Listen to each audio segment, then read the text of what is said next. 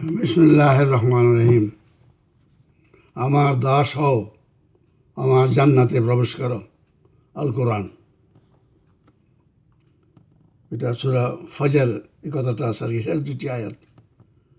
তো শেষ চারটি আয়াত পড়ে শোনা যাচ্ছে, খুব সুন্দর লাগবে আপনার কাছে। আউযু বিল্লাহি মিনাশ শাইতানির রাজিম। ইয়া আইয়াতুহান নাফসুল মুতমাইন্নাহ ইরজিই ইলা রাব্বিকি রাদিয়াতাম মারদিয়াহ ফাদখুলি ফি ইবাদি ওয়াদখুলি জান্নাতি। হে সন্তুষ্ট চিত্ত, তোমার প্রতিপালকের নিকট ফিরিয়ে আসো সন্তুষ্ট হইয়া এবং সন্তোষ ভাজন হইয়া, এবং আবার আল্লাহ বলছে আমার দাসে অন্তর্ভুক্ত হও এবং আমার জান্নাতে প্রবেশ করো। পৃথিবী তুমি নিজে বিবেককে সন্তুষ্ট করে যদি কর্মকাণ্ড করে থাকো আমার কোনো আদেশ মতো, এবং নিজে সন্তুষ্ট হয়েছ, আমাকেও সন্তুষ্ট করেছ, সুতরাং তোমরা আমার একনিষ্ঠ দাস হইলা। তোমরা I certify you, you are my most obedient servant.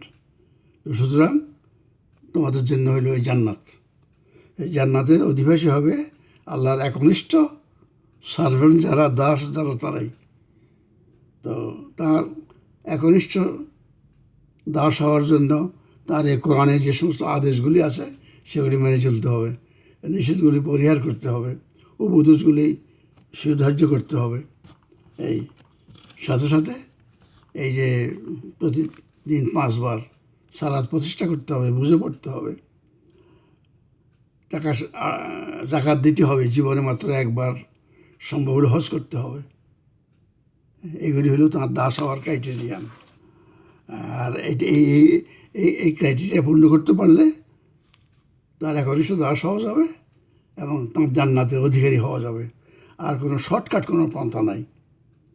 অনেক জায়গায় আছে কীভাবে তার একনিষ্ঠ দাস হওয়া যায়, সেই সময় বিভিন্ন আয়াত আছে, আমি লিখে দেবো এটার পরে, আপনারা সেগুলো পড়বেন। আর এটা তো পড়ে দিলাম সূরা ফাজরের শেষ 4টি আয়াত।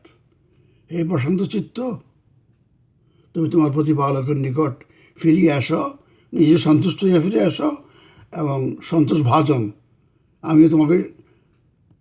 আমাকে তুমি সন্তুষ্ট করতে পেরেছ, সেটা তুমি বুঝে নিয়ে গেলা। তা এখন চলে আসুন পৃথিবীতে, আপনার কাজ না, চলে আসো এখানে এসে এখন আমার একনিষ্ঠ দাস তো হয়ে গেছো তোমরা, এখন আমার জান্নাতে প্রবেশ করো। এই আল্লাহর জান্নাতে প্রবেশ করার জন্য তার একনিষ্ঠ দাস হওয়া অতি অবশ্যই জরুরি। ওই যে শর্টকাট যেভাবে দোয়া পড়ে কোনো দাস হওয়ার কথা আল্লাহ বলেন নাই আর কি। এখন যারা বলেন তারা বলতে পারেন, আপনারা যারা বিশ্বাস করতে পারেন কোরআন আয়াত, ফাদখুলি ফি ইবাদি ওয়াদখুলি জান্নাতি, আমার একনিষ্ঠ দাস হয়ে যাও এবং আমার জান্নাতে প্রবেশ করো। এই একনিষ্ঠ দাস হওয়ার তরিকা হইল কোরআনের তরিকা। এই ব্যাপারে আরও কিছু আয়াত আমি নম্বর দিয়ে দেবো, আপনারা সেটাও পড়বেন। আর এই ব্যাপারে আমার ভিডিওগুলিও আছে, কীভাবে একনিষ্ঠ দাস হওয়া যায়, কীভাবে আল্লাহর জান্নাত পাওয়া যায়। ওই দোয়া পড়ে না, কিন্তু কাজ করে।